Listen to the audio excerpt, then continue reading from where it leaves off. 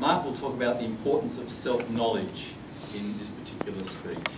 Mark Avery, know thyself. Know thyself, Mark Avery. Hi, as most of you know by now, I'm a speaker at the Domain, a soapbox speaker, and I talk about lots of subjects.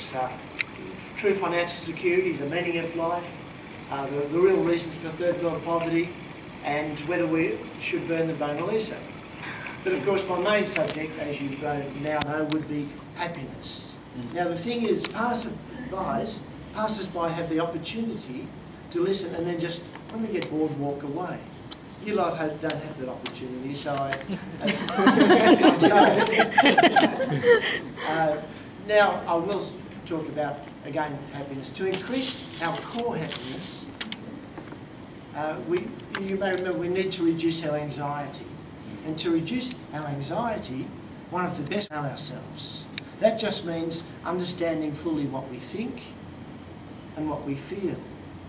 Now, some people try to be always rational, and they can lose touch with what they're feeling. Other people rely solely on their feelings, but fail to think things through. Either way, those people tend to find themselves believing one thing, but doing another, and living a life of mild confusion.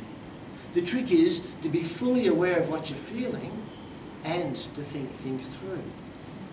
Now, why would someone not be fully aware of what they're feeling? Well, emotions can be uncomfortable. So some of us get good at not feeling them. For example, some people feel uncomfortable being angry, so they don't let themselves be angry. And the trouble with that is their anger squeezes out in other ways, because we're only human. Some people, for example, they snipe at their spouse, or they become bitter with resentment. Or some people just become chronic complainers. Or someone who is jealous and not aware of it might become possessive. If you're not aware of an emotion, it will lead you. Only by being aware of an emotion can you begin to address it in a healthy, constructive manner. And then life runs more smoothly. You begin to feel confident that you can deal appropriately with those emotions. And so you become resilient. And you gain that inner authority that I've been talking about, that feeling that whatever happens, you'll handle it. But it's not just emotions. We need to be aware of all the dark bits inside us. Instead of keeping those dark bits hidden from ourselves and from others, we need to acknowledge them. And when we do, we come to realise that those dark bits inside us aren't so bad after all. And after a while, we come to accept them. And when we come to accept them, we come to accept ourselves. When you stop hiding those dark bits inside you, you begin to relax.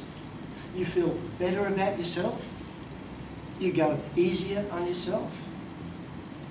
With nothing to hide, you lower your guard with people and relate with them on a deeper, more meaningful level.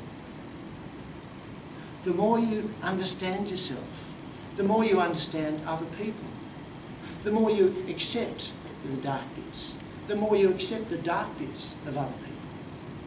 And with that empathy, you become less judgmental. And you become more easygoing, easier to be with. The quality of your relationships improves.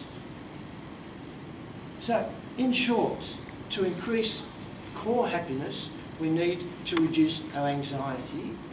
And one of the best ways to reduce our anxiety is to get to know ourselves, to be fully clear with what we're thinking and to be fully clear with what we're feeling. Especially, we need to get to know those dark bits, because it's those dark bits that create anxiety. That means, of course, that to reduce our anxiety, we need to feel vulnerable. which is a paradox I'll talk about another time. Mr. Toastmaster.